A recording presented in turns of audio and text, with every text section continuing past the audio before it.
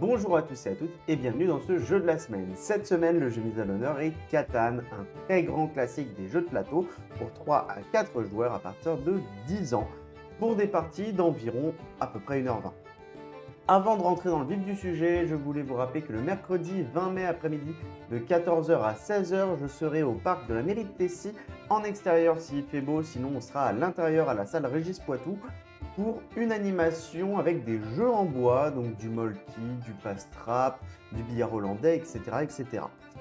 De plus, le samedi 23 mai après-midi de 14h à 16h, dans les locaux de Famille Rurale à Moyon, et plus précisément dans le local ado, aura lieu une animation où je ferai une initiation au jeu de cartes à collectionner.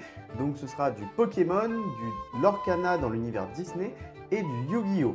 Pour vous inscrire, toutes les informations sont disponibles dans les animations épinglées et vous avez aussi sur YouTube, pour ceux qui regardent cette vidéo sur YouTube, dans l'onglet Post de la chaîne YouTube. Bref, revenons-en au sujet. Catan, un jeu de Klaus Teuber, je ne sais pas trop comment ça se prononce, c'est un nom allemand évidemment. Bref, Catan, un jeu de plateau extrêmement connu qui a fait reconnaître un petit peu les gros jeux dans le début des années 2000 et qui est excellent puisqu'en fait il a une mécanique de jeu assez simple mais à la fois assez complète puisque vous allez le voir, vous allez avoir une partie gestion de ressources, récupération de ressources mais aussi troc et ça va être la partie la plus intéressante. Comment se déroule une partie de Catan? Alors déjà, vous pouvez le voir, ici vous avez un plateau déjà installé avec une situation déjà mise en place. C'est pour une question pratique, c'est pour que je puisse vous expliquer plus rapidement. La première phase de Catan, tout simplement, vous allez mettre en place le plateau, donc vous avez toutes les petites cases. Si vous faites une première partie, je vous conseille fortement de mettre en place la partie qui est conseillée dans le livret. Dans tous les livrets de Catan, il y a une disposition de plateau recommandée pour les premières parties, qui ressemble globalement à celle-ci. Donc, c'est-à-dire vous avez la case désert qui est au milieu et les autres qui sont répartis autour avec les numéros sur chaque case. À quoi servent ces numéros sur chaque case? Eh bien, tout simplement, à chaque tour, en fait, chaque joueur va lancer les dés. Donc, vous avez 2 dés donc, qui sont tous les deux entre 1 et 6. Donc, vous pouvez faire entre 2 et 12. Avec les numéros qui ont le plus de chances de tomber sont 6, 7 et 8. Puisque c'est les combinaisons les plus récurrentes sur une paire de dés. Et donc vous pouvez voir qu'autour du plateau, voilà, vous avez des numéros 2, 12, 6, 8. Par contre, il n'y a pas de 7. Je vais vous expliquer un petit peu plus précisément à quoi servent ces numéros. Tout simplement, un tour de jeu, ça se décompose en 3 phases. La première phase, c'est lancer les dés, récupérer des ressources. La deuxième phase, c'est du troc, de l'échange avec les autres. La quatrième phase, c'est de la construction. Et la cinquième phase, c'est passer le tour à un autre joueur. Donc, au tout début de son tour, on lance les dés. Quand on lance les dés, on va faire un score entre 2 et 12.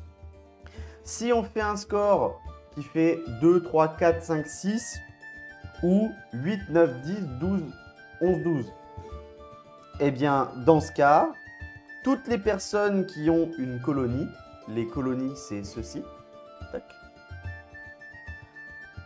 ou une ville, les villes, c'est ceci, vont récupérer les ressources qui sont liées à la case du numéro. Imaginons que là, j'ai fait un 8. Eh bien, vu que j'ai fait un 8, le blanc qui est ici, qui a une colonie juste ici, va récupérer une ressource de pierre. Le rouge qui est ici va récupérer une ressource de bois. Et le bleu qui est ici va aussi récupérer une ressource de bois. Deuxième phase, on va pouvoir troquer. Pourquoi on va avoir besoin de troquer? Tout simplement parce que le but du jeu, c'est d'atteindre les 10 points.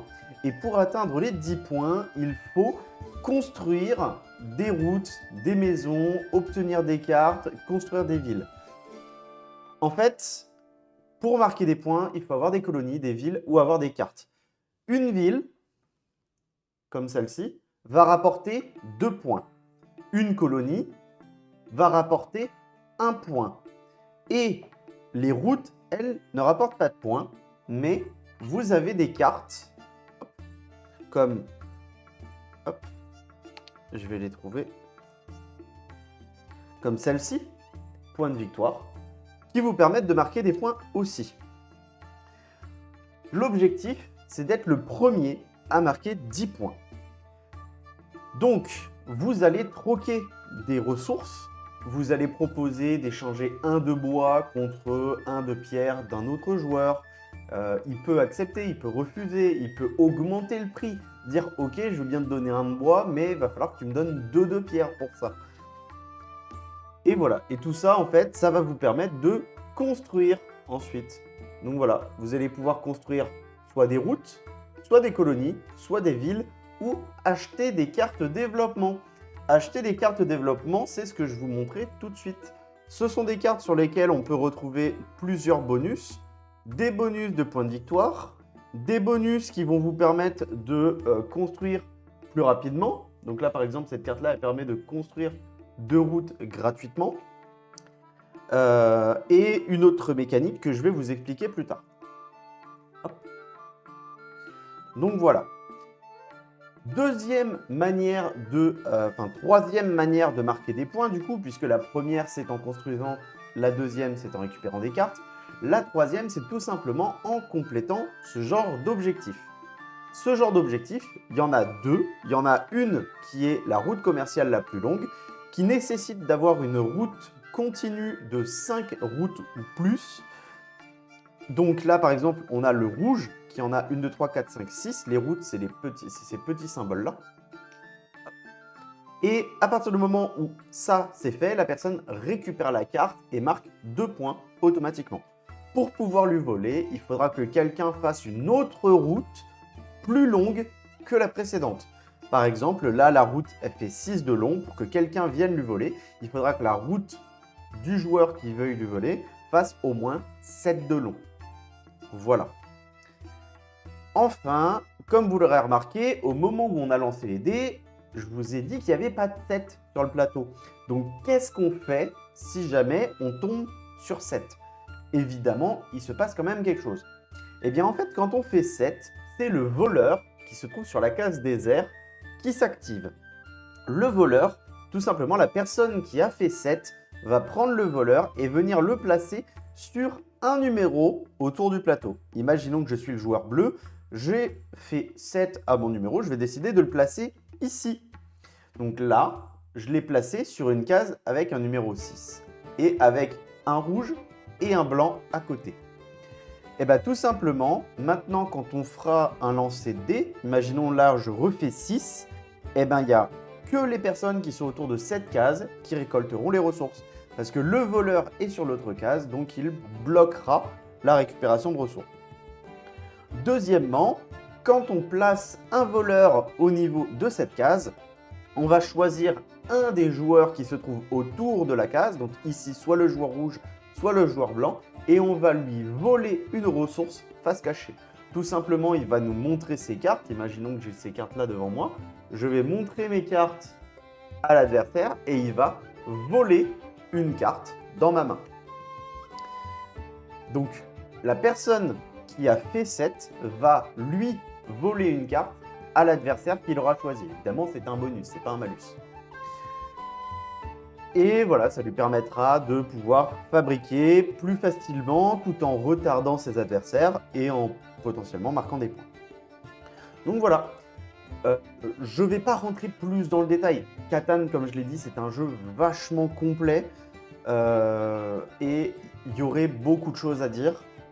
Si jamais vous voulez le tester, n'hésitez pas à m'en parler pendant mes permanences. Donc cette semaine, il y a une permanence à Moyon le mercredi matin et une permanence à Tessy le mercredi soir. J'aurai le jeu avec moi, donc n'hésitez pas à me poser des questions et je vous l'expliquerai. Et surtout, n'hésitez pas à l'emprunter aussi si jamais vous voulez le tester chez vous. Sur ce, je vous souhaite à tous une excellente journée et je vous dis à la semaine prochaine pour le prochain jeu de la semaine. Salut!